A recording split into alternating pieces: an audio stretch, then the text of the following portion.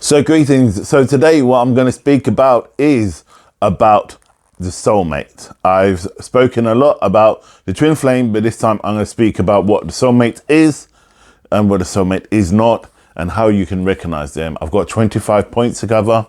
Stay tuned. I'll see you after the intro.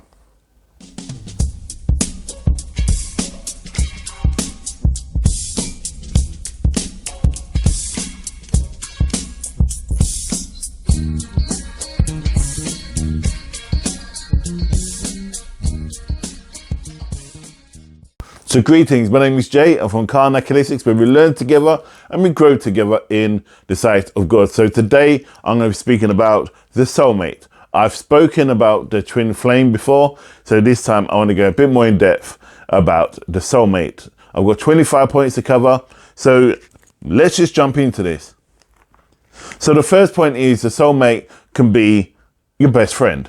The best friend that knows you well, that connects with you. This is a platonic relationship. I shall talk about a bit more later on and go into a bit more in-depth feeling why this friend or this best friend, it doesn't have to be a sexual actual connection to be a soulmate. They believe in you when no one else would. So when you have something you want to achieve and you're trying to rally support, or you're trying to get people's points of view and you want someone to really understand you and know what you're about, this friend or the soulmate is a person that knows you almost or even better than you know yourself, and they'll give you hard, clear facts with evidence-based facts, not just hearsay or belief say. It's just actual facts about what you're about, and it's somebody who will be open. You can literally meet your soulmate a couple of days ago and they'll spend time with you, but they just instinctively know what you're about. And I know this sounds really strange, but it's almost like you've met in another life. And that is the case.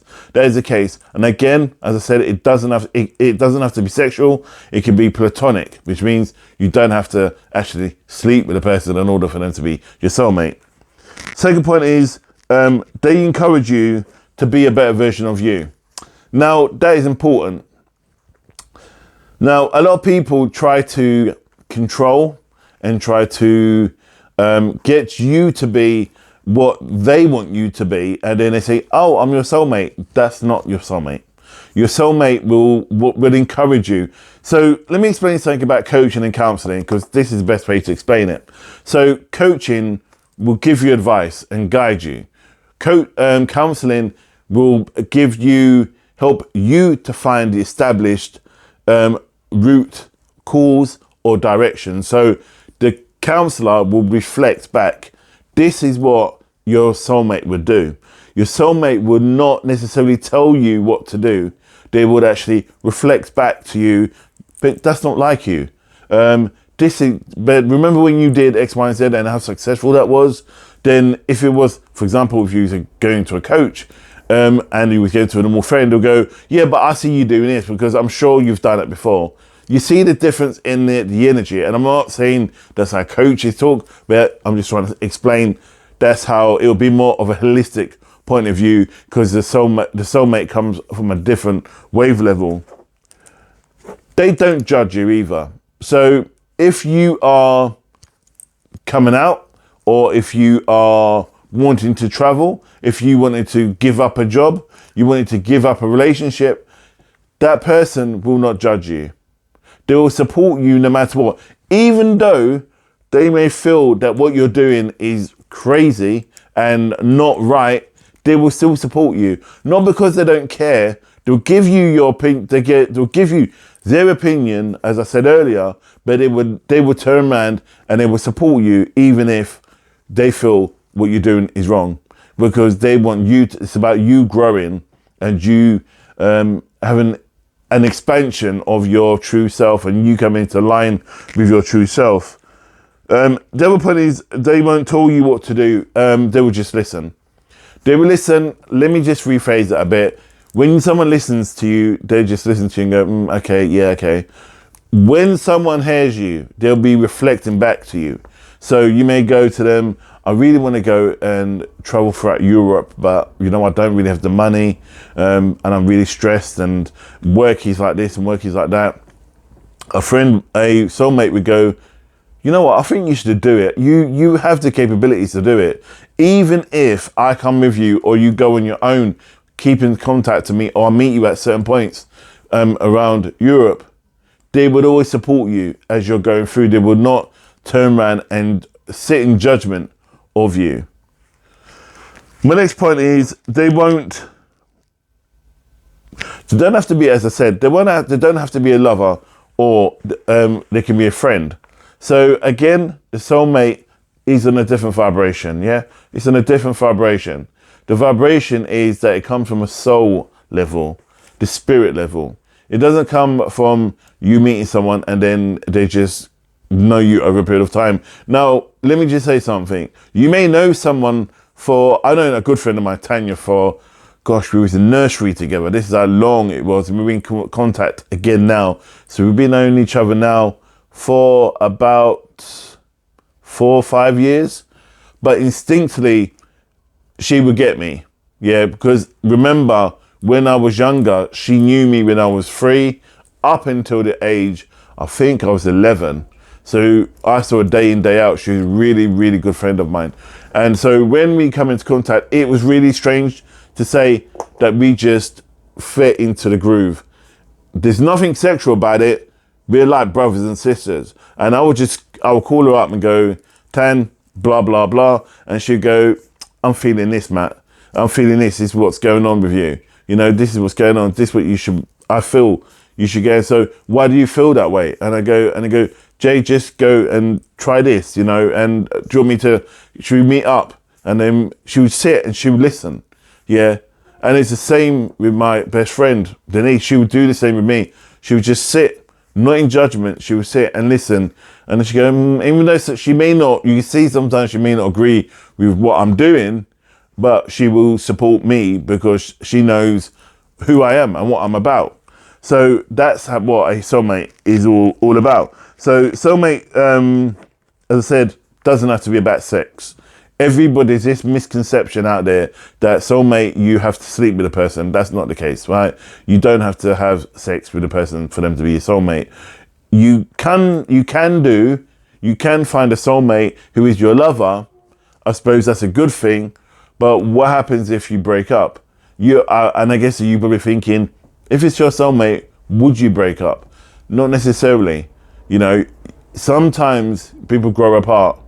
And sometimes you have many, many soulmates, and people come in and out of your life. They're not sometimes there for your life. And sometimes, they come into your life for a season. That season could be a couple weeks. That season could be a month. That season could be a year, 2, 10 years. It could be a lifetime. So that season is so important that you get to know that person if it's your soulmate. So remember, these soulmates come into at a particular time in your life where you need to grow and expand. Next point is, as I said, it's platonic. It's platonic. There is no argy-bargy about it all. You're not going to say, all right, then we can sleep together and we're going to remain mates in the morning. The respect of a friendship or a soulmate friendship is so, so honourable that that you won't cross that line. It's just something you won't do. My other point is you can have many soulmates. You can have 15, 20, it depends on your friends, but it's rare you get more than 5. So you can meet them over a period of time, but the proper soulmates that really get you, you probably meet these soulmates throughout your life from the ages of 2 or 3 right up into the ages of 80 or 90. You can still come into contact. I remember my friend Nan said to me that she's married her soulmate / twin flame, but then when he died, she met her present husband, who's a soulmate. And as soon as they met, and my friend Nan was in, I think it was her late 60s. Within a year, they were married and they're still together and it's going about 9-10 years now. So you know what, it happens. And you know, you're probably thinking, yeah, well, that's it's experience, so they're bound to know. Remember, she was with her husband for over 50 years. So she's only had one lover in her life, which was her husband. So, and then she met this man, and this man was a soulmate. So, you know, it comes in weird bouts. She isn't unusual. This happens a lot, especially in the older days, and this is happening now, that people just give in with relationships, but work with your soulmate to make it last, to make it thrive, to make it grow.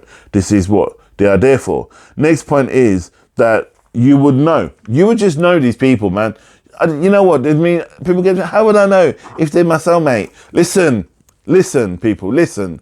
You would just know. If you're doubting it, they're not your soulmate, yeah? They're not your soulmate. Don't even go there. Don't try and make it fit. If you meet them and it's like, oh my gosh, they make me smile, they make me laugh, I feel like ease, all this stuff, they're your soulmate. If you're trying to force it, forget it. Just chill out. Enjoy. The thing about being with your soulmate is that you can not be guarded around it. You don't need to be guarded around it, because they're not there intentionally to hurt you. They are there to bring a better version of you out of you into your true self. So don't try to be something that you're not around your soulmate. Next point is, you might feel a sense of calm when you're around them. As I pointed out a minute ago, you're going to feel a sense of calm when they come into your life, and they will ease your suffering. And when they're around you, you will feel like you're feeling safe and secure. And then you'll feel that this individual gets you, that you feel, as I said, you don't need to be guarded. You can be calm. You can be okay to be vulnerable around these individuals. You know, I mean, the moment you become vulnerable when these people, or this soulmate, you can then therefore kind of investigate and really encapsulate and really move with the times about growing and becoming a better version of yourself. I know I keep saying that, but that's the important part. The next one is, they would have extreme empathy. Yes, they will. OMG. They would know you straight away. With my friends, the soulmates who are around me, when I can text and they would know. They'll just know. I'll send text. Hi, are you okay, Jay? You know, I just got a feeling. Sometimes I don't even message them. I get a call or a text. Are you okay? Got a feeling you're not quite right. What's up? And it's because I've just gone through something. Listen, you can say I'm spiritual, but I get that with other people. And I've known people who turned around and said that their soulmates have just instinctively know that there's something wrong. So be mindful of that. You will respect each other. You'd be surprised the amount of people who are friends who don't respect each other, that take the liberties with them. So your soulmate won't do that to you. Yeah, they are there not to take the liberty or use you for their own good. They're there to, as I said, help you grow, and you're there to help them grow. It's not a one-way street, yeah? So don't be selfish. Help your soulmate, because they're not just there they're not a hired help. They are there because they love you. It's like they're volunteering. They're there because they feel something and you feel the same. So don't try and control them. They balance you out. They do. They balance you out when you're feeling dark, low, disgruntled, fearful, shameful, negative. They will come and relight the fire, you know, and make you your only desire. So keep shining and stop worrying. And it's how you can tell who these people are, because they will come and you will think you have a sense of calm and balance in your life. And you will miss them as well when they're not around. You agree on important things. So you may, for example, travel, and they may not want to travel, but they will go with you because they want to be with you. Not that they're desperate, they want to be with you. You need to understand that. They want to be with you because they love you and they've given a vested interest in their emotions with you because they know that both of you are of the same mind and like mind and heart. So that's why they will always be with you and support you. Next point is they will share your life goals. So let's say you're at college or leaving school. You said so you have met your soulmate. They will go to the same university as you because not because they're desperate or they ain't got friends. It's because they know that you are something significant to them. When you're in work and you leave work, that person probably follow you to your new job. So not that they're stalking you, it's for the fact is that's just who they are because they want to be with you, or they will see you outside work. And the other point is if you are working with them and then all you do is talk about work, when you're outside work, you will find, I won't talk about work, it will be about you two. Yeah. So bear that one in mind. And now this is a good point. They won't be afraid to challenge you, and they won't be afraid to turn around and tell you, well, I disagree. And you won't take it as an offense because you know these people love you, care for you, and understand you. So when they tell you something, I disagree, I think you could do X, Y, and Z. Listen to what they have to say because they know, you probably know you know better than you know yourself. So be mindful of that. You both struggle not to be around each other. And you always want to be together. And I think this is where the confusion comes when it comes to love or sex, that you feel that this person's always going to be there. You need to really analyze and really see if this person is your soulmate, because they will come down the energy of like a lover. And it could be that there'll be two lovers and one of them is actually your soulmate. And it doesn't mean, and you can marry your soulmate, but as I said, it's just like marrying a good friend of yours. So bear that one in mind. You will feel right in your relationship. You will do. Again, you bring love, energy, compassion, growth, all these things come in. And that person who's opposite you, who is your twin flame, will go out their way to help you to realize your better version of you. Next point is you understand each other emotionally. Very good one. You'd understand each other's emotions because listen, I get people who say, oh, but I'm a Taurus and I'm a Leo, we don't get on. I'm a Virgo, I'm a Pisces, we won't get on. You know what? That's irrelevant. You will get on if your energy is that same way inclined, so that they have the same needs as you. So you have the need to travel, you've got the life goals with you, and you've got the emotion similar to you, then they're your soulmate. You'll feel each other's pain.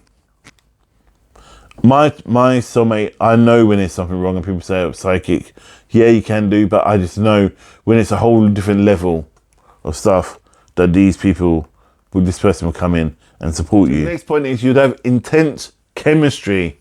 The chemistry will be amazing, and you will know then. And again, that's where people get confused between love and a friendship. You need to talk about it if you are attracted, because being in love or being with somebody is more than just being attracted to them. There is obviously emotions and feelings that has to come to the surface.